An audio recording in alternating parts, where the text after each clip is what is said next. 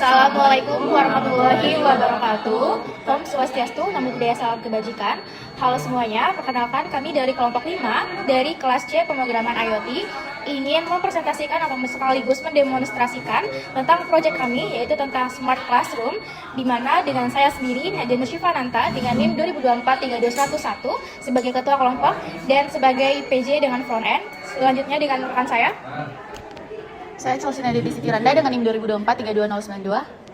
Saya Nurul Yasila dengan NIM 2024-32100. Saya Yolanda Pramesti dengan NIM 2024-32103. Saya Baru Novalius Pranoto dengan NIM 2024-32022. Saya Muhammad Lutfi Alfariki Poli dengan NIM 2024-32106.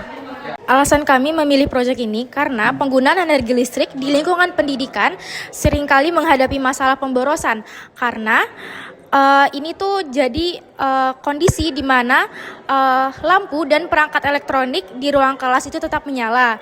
Jadi meskipun kelas itu dalam keadaan kosong atau nggak dipakai, itu jadi ruang kelas itu sering nyala.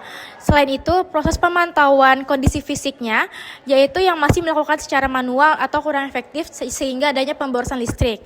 Sehingga kami menggunakan teknologi IoT ini hadir sebagai solusi untuk melakukan otomatisasi dan pemantauan secara real time dengan memanfaatkan SP32, pengendali utama sensor PIR, LDR dan cahaya serta relay serta servomotor.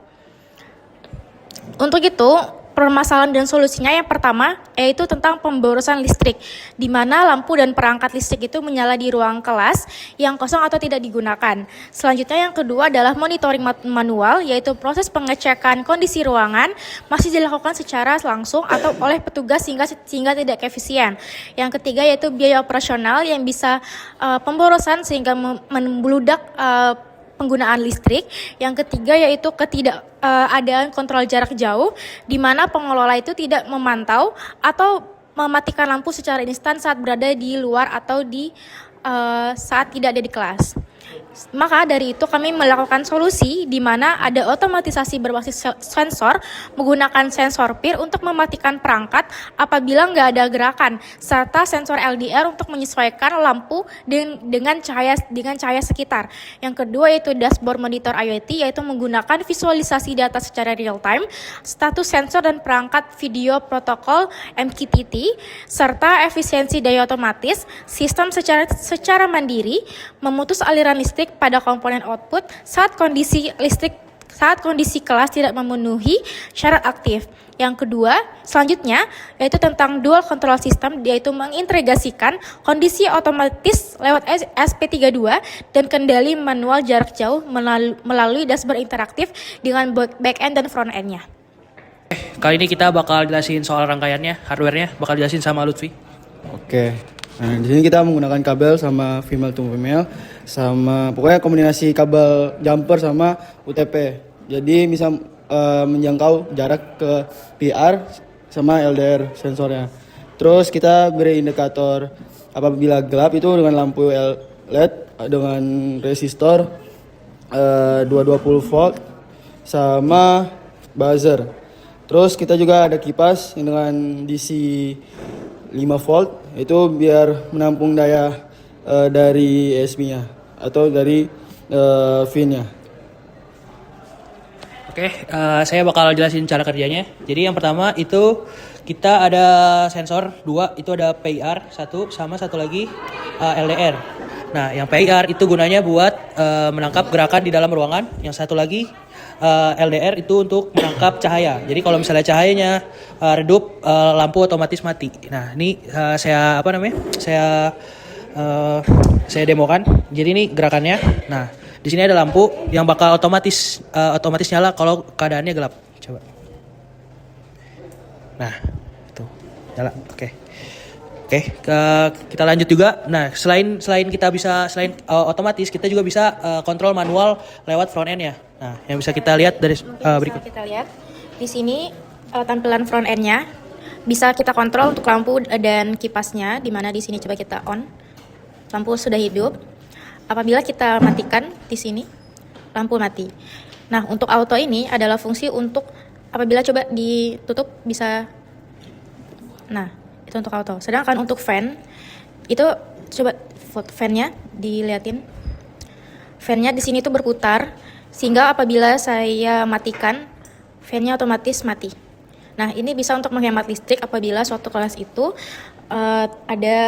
jadi biasa ke sensor di sini. Nah, selanjutnya di sini ada bagian buzzer dan servonya, dan ini untuk monitoringnya.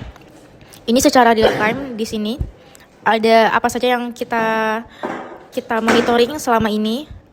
Selanjutnya ini tentang dashboardnya. Di sini ada kita menggunakan IP segini, WiFi segini, SSID-nya, serta uptime-nya, serta di sini ada PIR motion-nya, serta ada LDR-nya kita menggunakan segini secara otomatis. Selanjutnya yaitu ada di sini ada bagian logout, bisa di sini bisa coba kita admin. Dan di sini dengan password-nya ada fitur ini dan bisa ada fitur ini. Selanjutnya sign in. Nah, akan masuk ke sini. Sedangkan kita juga bisa masuk sebagai user. Di mana bisa kita logout lagi. Untuk password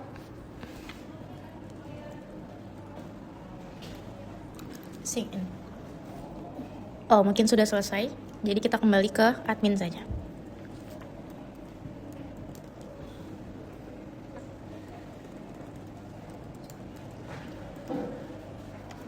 Oke. Di sini ada settingannya, device-nya. Selanjutnya, mungkin selesai. Mungkin bisa dilanjutkan dengan backend-nya. Sebelum ke backend, kita jelasin dulu soal cara kerja dari sebuah sistem ini. Jadi sistem ini bekerja kalau misalnya dia menerima gerakan itu bakal nyala selama 2 menit. Yang disampaikan Nadia itu gunanya buat hemat energi. Jadi kalau misalnya setelah 2 menit dia udah nggak ada menyensor ada gerakan atau ada kehidupan di dalam ruangan, itu bakal otomatis mati semua. Gitu. Oke, sekarang lanjut ke backendnya. Di backend saya menggunakan JavaScript.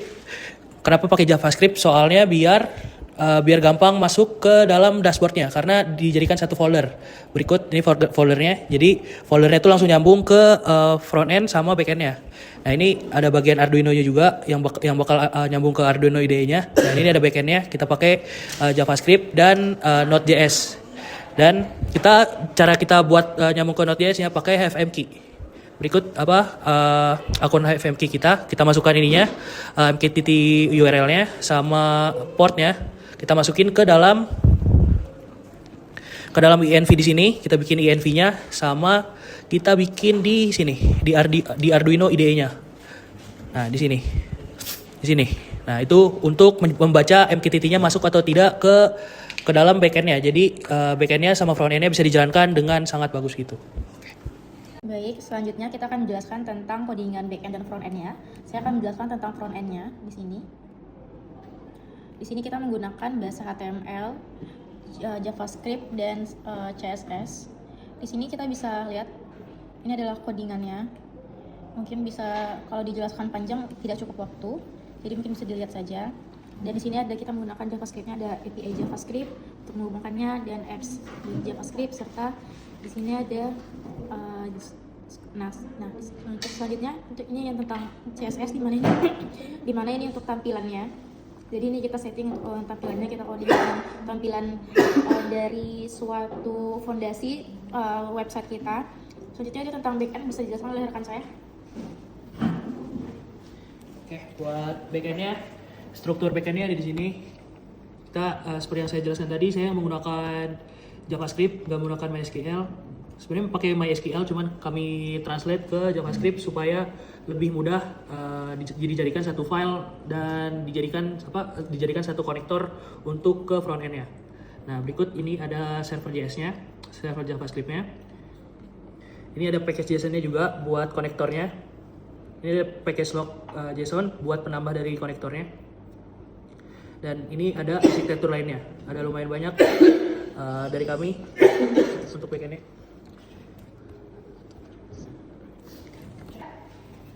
Ini tuh nampak depan kelas kita yang kita buat, yaitu lab Smart Classroom, yang dimana itu kita buatnya pakai styrofoam. Dan di dalamnya itu terdapat kursi guru, ada papan tulis, ada kursi, ada jam, dan jendela. Hiasan-hiasan aja. Terus di tampak belakangnya itu ada jendela yang kita buat dari stick es krim. Ini bisa dilihat di tampilannya. Oke, dan sekarang di luarnya kita menggunakan rumput. Ini tuh kayak rumput gitu di depan halaman kelas kita. Lanjut, kita mau Simulasi. jika Jika mahasiswanya masuk kelas, lalu lampunya akan hidup. iya, ini bisa dilihat. Nah, Kalau keluar, dan kalau keluar lampunya bakalan mati. Sekian dari kelompok kami, terlebih dan kurang mohon maaf. Mungkin ini saja yang dapat kami sampaikan. Wabillahi taufiq wal hidayah. Wassalamualaikum warahmatullahi wabarakatuh.